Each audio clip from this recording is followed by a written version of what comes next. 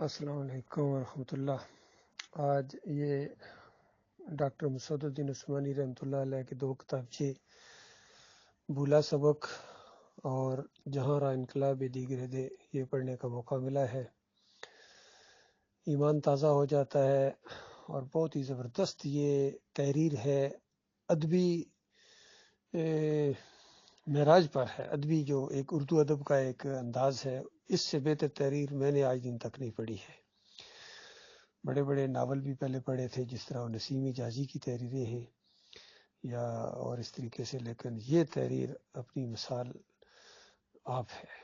اللہ تعالیٰ نے بہت ہی قلم کی صلاحیت دی تھی ڈاکٹر عثمانی رحمۃ اللہ علیہ کو، اور زور بیان بھی بہت زیادہ تھا اور جرأت بھی بہت زیادہ تھی، اور مجاہدانہ انداز سے انہوں نے 20ویں صدی کے آخری عشرے میں، یعنی آخری 25 سال جو 20ویں صدی کے تھے، یہ دعوت بڑی شد و مت کے ساتھ اٹھی اور کفر و شرک کے ایوانوں میں زلزلہ آ گیا۔ ان کے اکابرین کا پوسٹ مارٹم کیا گیا اور ان کو بھولا ہوا سبق یاد دلایا گیا۔ مسلمانوں، تم بھول گئے ہو کہ تمہاری نسبت کس دین سے ہے اور اسلام کا مزاج کیا ہے۔ ہمیشہ یہی ہوا ہے کہ بگڑے ہوئے مسلمانوں کے اندر توحید کی دعوت دی گئی ہے، اور تم آج اعتراض کرتے ہو کہ مسلمانوں کو کہتے ہو کہ مسلمان ہو جاؤ، مسلمانوں کو کہتے ہو کہ شرک چھوڑ دو۔ مسلمان تو شرک کر ہی نہیں سکتا۔ جس طرح ہمارے عمران خان صاحب کہتے ہیں، بھائی جو کلمہ لا الہ الا اللہ محمد رسول اللہ پڑھتا ہے وہ تو شرک کر ہی نہیں سکتا۔ بھائی لا الہ الا اللہ پڑھنے کے بعد جب وہ مزار کے سامنے جا کے سجدہ کرے گا تو شرک تو ہو جائے گا۔ لا الہ الا اللہ پڑھنے کے بعد جب وہ تعویذ گنڈا پہنے گا تو شرک تو ہو جائے گا۔ لا الہ الا اللہ پڑھنے کے بعد جب وہ بازو کے اوپر امام زامن یا وہ یا علی مدد کا پٹا بندھوائے گا تو شرک ہو جائے گا۔ کسی مزار کے سامنے جا کے رکوع اور سجدہ کرے گا تب شرک ہو جائے گا، یا جمہوریت کے مشرکانہ نظام کے اندر حصہ لے گا یا اس کو تقویت دینے کی کوشش کرے گا تو شرک تو خود ہو جائے گا۔ اسی لیے اللہ تعالیٰ کی وہ آیت سورہ یوسف کی، وَمَا يُؤْمِنُ أَكْثَرُهُم بِاللَّهِ إِلَّا وَهُم مُشْرِكُونَ، 106 نمبر آیت ہے کہ اکثریت انسانوں کی اس طرح ایمان لاتی ہے اللہ کے اوپر کہ ساتھ ساتھ شرک بھی کرتے ہیں۔ اسی طرح شروع میں قرآن میں یہ بات بتائی گئی، وَمِنَ النَّاسِ مَن يَقُولُ آمَنَّا بِاللَّهِ وَبِالْيَوْمِ الْآخِرِ وَمَا هُم بِمُؤْمِنِينَ، بے شمار ایسے لوگ ہیں جو کہتے ہیں ہم اللہ کو مانتے ہیں، آخرت کو مانتے ہیں۔ وہ تو کہہ رہے ہیں ہم مانتے ہیں، مالک فرماتا ہے نہیں مانتے ہو، مومن نہیں ہو۔ کہیں سورہ المنافقون کا تو آغاز یہاں سے ہوتا ہے کہ یہ لوگ آ کے کہتے ہیں کہ آپ اللہ کے رسول ہیں۔ اللہ تعالیٰ فرماتا ہے میں گواہی دیتا ہوں، یعنی اللہ گواہی دیتا ہے کہ آپ اللہ کے رسول ہیں، اور وہی اللہ یہ بھی گواہی دے رہا ہے کہ یہ منافق بے ایمان جھوٹے ہیں۔ تو اس طریقے سے ہمیشہ توحید کی دعوت بگڑے ہوئے مسلمانوں ہی کے اندر اٹھی ہے۔ آج ساری زمین کے اوپر جتنے انسان ہیں سارے آدم علیہ السلام کی اولاد ہیں، اوپر جا کے ہم سب ایک ہیں۔ یہ علیحدہ علیحدہ فرقے، علیحدہ علیحدہ مذہب انہوں نے بنا لیے ہیں، یہ اصل پیغام سے ناواقفیت کی وجہ سے، اور ہر قوم کے اندر یہ جو پنڈت اور مولوی اور پیر آئے ہیں انہوں نے اپنے پیٹ کی وجہ سے دین کے حلیے بگاڑ دیے ہیں۔ اسی لیے جو ہے سمجھدار لوگوں کے عبداللہ بن مبارک کے بارے میں آتا ہے کہ انہوں نے یہ کہا کہ کیا دین کو ان علماء اور مشائخ اور ان بادشاہوں کے علاوہ کسی اور نے بدلی کیا ہے؟ یعنی انہوں نے بدلی کیا ہے، پوری طرح انہوں نے اس دین کو بدلی کر دیا۔ آج جو حلیہ بگاڑ دیا ہے، توحید ان کے ہاں اب شرک نظر آتی ہے، بے دینی نظر آتی ہے، اور بے دینی جو خالص بے دینی ہے، جو بت پرستی ہے، یہ قبر پرستی بت پرستی ہے، مزار بنانا، گنبد بنانا، چادریں چڑھانا، رکوع اور سجدے کرنا، وہاں نظر و نیازیں پیش کرنا، یہ خالص بت پرستی ہے جو مسلمانوں کے اندر آ گئی ہے۔ پھر یہ نعرے لگانا، یا علی مدد، یا رسول مدد، یا غوث مدد، تو بتاؤ پھر اور کافر کیا ہے؟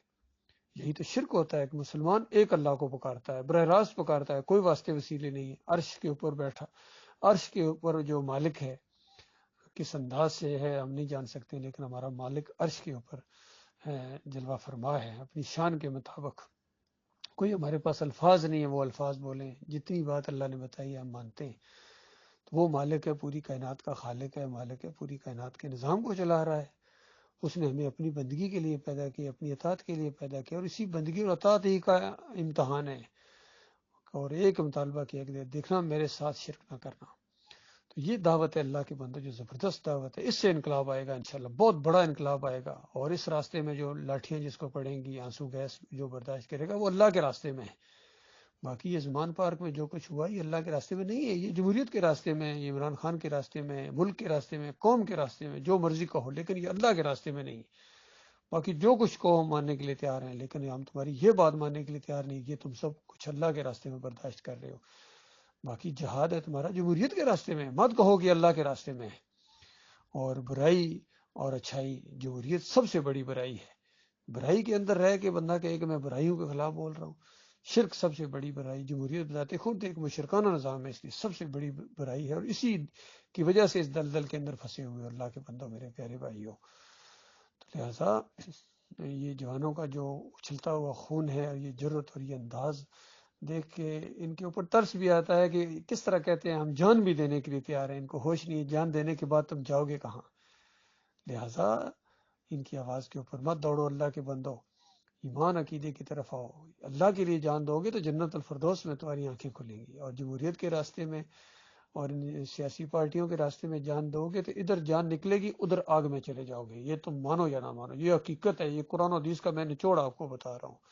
تو لہٰذا صحیح معنوں میں اگر کوئی ذرا برابر تمہاری عقل کام کرتی ہے، سب سے میرا یہی کہنا ہے، عمران خان سے بھی کتنی ان کی جان کو خطرہ ہے، اور کتنی جرت سے ڈٹے ہوئے ہیں، کھڑے ہیں، کتنی محنت کرتے ہیں، اور کتنی زبردست انداز سے باتوں کو بیان کرتے ہیں. لیکن یہ جمہوری چیزوں کو اور سیاسی باتیں ہیں، اسلام کی باتیں یہ نہیں ہے، ایمان کی باتیں یہ نہیں ہے. باقی ایمان کی اگر دعوت لے کر اٹھو گے تو اس سے بڑی کیا سیاست ہے. پوری زمین کا نقشہ تبدیل ہو جائے گا توحید کی دعوت کی وجہ سے، رد شرک کی وجہ سے، اور کفر و شرک کے ساتھ جو پیش پڑے گا، جو کفر و شرک کے ساتھ ان کو للکارا جائے گا. اصل یہ ہوگا اسلامی انقلاب اور اسلام، اور پھر بنے گی مدینہ ریاست اور پاکستان، نیا پاکستان. یہ ہوگا پاکستان، یعنی پاک سرزمین. جب آخری مزار گرے گا، آخری پیری مریدی ختم ہوگی، آخری تعویذ گنڈے والے کو کافر اور مشرک سمجھا جائے گا، اور جمہوریت کا سارا نظام یہ ختم کر دیا جائے گا. اسلام ہوگا، ایمان ہوگا، اور خلافت کا نظام ہوگا، یا صالح بادشاہت ہو، جو بھی ہو. دونوں ثابت ہیں قرآن و حدیث سے. اللہ تعالیٰ وہ دن دیکھنا نصیب کرے. ہماری تو ساری کوشش اسی کے لیے بھائی. باقی ان سیاسی لوگوں سے، ان فرقوں سے، بریلویت، دیوبندیت، اہل حدیثیت سے ہمارا کوئی تعلق نہیں ہے. اور ان کا اسلام سے جو کہ کوئی تعلق نہیں، ہمارا ان سے کوئی تعلق نہیں. اسی طرح سیاسی لوگوں سے ہمارا، سیاسی پارٹیوں سے ہمارا کوئی تعلق نہیں ہے، کیونکہ ان کا اسلام سے کوئی تعلق نہیں ہے. یہ سارے مذہبی کرپٹ بھی ہیں، اور سیاسی کرپٹ ہیں، مال کی کرپشن ہے. پاکستان کو انہوں نے لوٹ کے کھا لیا، نوچ رہے ہیں گدوں کی طرح. سارے ایک ہی ہیں. اس میں کوئی ملکی لحاظ سے کوئی ہو سکتا ہے ایک دوسرے سے بہتر ہو، کوئی خیر خواہ ہو، کوئی نہ، لیکن اسلام کے ساتھ سب نے غداری کی ہے. کلمے کے سب غدار ہیں. لہٰذا میرے بھائیو، توحید کی دعوت اٹھاؤ، کلمے کی دعوت اٹھاؤ.